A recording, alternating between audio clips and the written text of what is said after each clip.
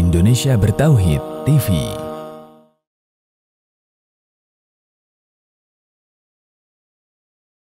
Alhamdulillahirrabbilalamin. Wassalatu wassalamu ala Sayyidina Muhammadin wa ala alihi wa sahbihi ajma'in, amma ba'd. Penulis berkata, tata cara qada, fidyah, dan kafarah. Yang pertama adalah tata cara qada puasa Ramadan. Ya, disunnahkan untuk menyegerakan qada puasa Ramadan dan melaksanakannya secara berturutan. Ya, jadi ketika misalnya seseorang wajib qada puasa Ramadan 4 hari misalnya, maka disunnahkan untuk menyegerakannya ya setelah hari Idul Fitr, maka ya disunnahkan untuk segera mengqada puasa Ramadan tersebut 4 hari tersebut, dan disunnahkan pula untuk melaksanakannya secara berturutan, jadi tidak lompat-lompat. Ya, karena lebih cepat dalam mengerjakan kewajiban itu lebih utama.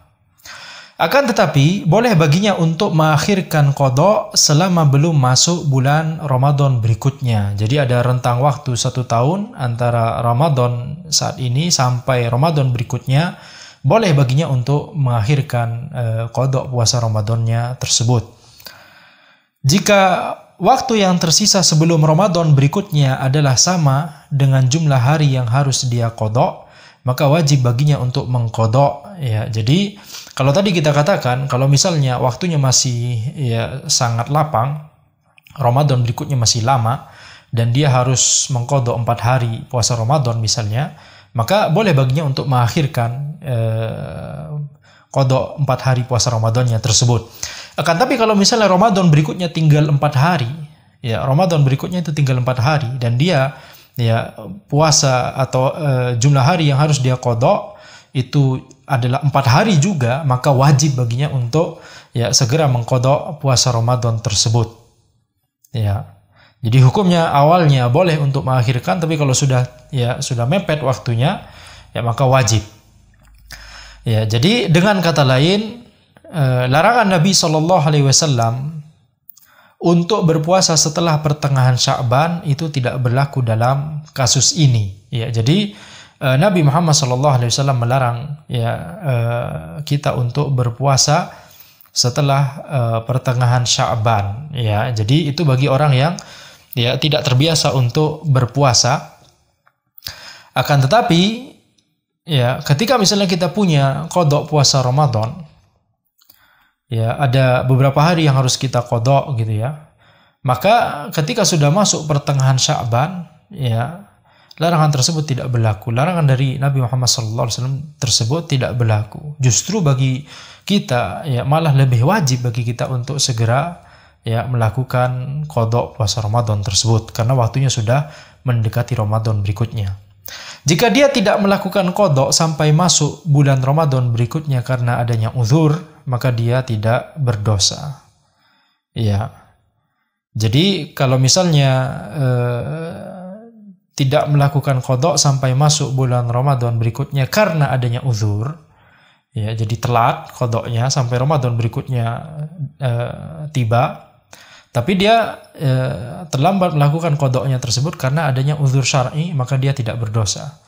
Ya, misalnya jika seseorang sakit hingga Ramadan berikutnya, jadi sakitnya sepanjang tahun, atau safar hingga Ramadan berikutnya, safarnya sepanjang tahun, atau wanita yang hamil dan menyusui hingga Ramadan berikutnya, ya maka tidak mengapa bagi mereka untuk mengakhirkan qada setelah Ramadan berikutnya tersebut. Ya, jadi dia hanya wajib qada saja, tidak ada dosa, hanya wajib qada saja, ya tidak masalah karena dia memiliki uzur syar'i. Namun jika tanpa uzur, maka dia telah berdosa. Kalau dia tanpa uzur, maka dia berdosa karena terlambat melakukan qada puasanya tersebut. Dan wajib baginya qada dan membayar fidyah, yaitu memberi makan 1 orang miskin untuk setiap hari yang dia terlambat melakukan qada tanpa uzur. Jadi misalnya seperti contoh kita tadi, ya ada seseorang dia wajib mengqada 4 hari dari puasa Ramadan, kemudian dia 3 hari ya dia lakukan dengan tepat waktu, yaitu antara Ramadan yang sekarang dengan Ramadan berikutnya 3 hari sudah dia qadha, tinggal 1 hari yang belum dia qadha dan dia terlambat untuk mengqadha satu hari ini ya tanpa uzur. Dia terlambatnya tanpa uzur, ya seperti misalnya ceroboh ya dari kemarin-kemarin santai-santai tidak segera mengqadha puasa tersebut, maka dia berdosa karena tanpa uzur syar'i dia terlambat mengqadha puasanya tersebut. Yang dia wajib lakukan adalah 2 hal, yaitu tetap mengqadha setelah Ramadan berikutnya tersebut, ya tetap mengqadha 1 hari tadi, kemudian membayar fidyah. Karena dia terlambat tanpa uzur 1 hari, maka dia wajib memberi makan 1 orang miskin untuk setiap hari yang dia terlambat melakukan qadha tanpa uzur tersebut. Kalau misalnya dia terlambatnya 3 hari tanpa uzur, ya maka dia harus qadha, tetap harus qadha dan membayar fidyah, yaitu memberi makan 3 orang miskin. Ya, memberi makan 3 orang miskin. Boleh baginya untuk melakukan puasa sunnah sebelum melakukan qadha puasa Ramadan selama waktunya masih cukup untuk melakukan qadha. Ya, jadi ketika seseorang memiliki puasa Ramadan yang harus diqadha, boleh baginya untuk melakukan puasa sunnah terlebih dahulu. Selama waktunya masih cukup untuk melakukan qadha, selama waktunya masih lapang. Sebagaimana boleh bagi seseorang untuk sholat sunnah sebelum melakukan sholat fardu selama waktunya masih cukup untuk melakukan sholat fardu tersebut. Ya, jadi waktu zuhur itu ya waktu yang ya beberapa jam gitu ya, 2 jam, 3 jam.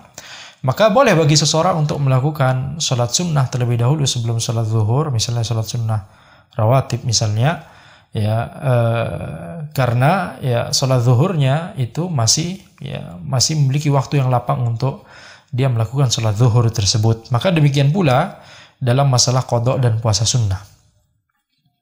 Hukum ini juga berlaku untuk 6 hari puasa sunnah Syawal. Akan tetapi tentunya lebih utama untuk mendahulukan qadha puasa Ramadan terlebih dahulu, karena lebih cepat dalam mengerjakan kewajiban, itu lebih utama. Jadi tentunya ini ada perbedaan pendapat di kalangan para ulama. Ini termasuk pembahasan yang lumayan panjang, kan tapi kita singkat di sini. Ya boleh bagi kita untuk ya puasa 6 hari sunnah Syawal terlebih dahulu baru mengqadha puasa Ramadan. Walaupun kembali ke prinsip kita yang kita sebutkan di awal tadi, yaitu apa? Mendahulukan qadha puasa Ramadan terlebih dahulu itu lebih utama karena itulah kewajiban ya, dan lebih cepat dalam mengerjakan kewajiban itu lebih utama. Nah,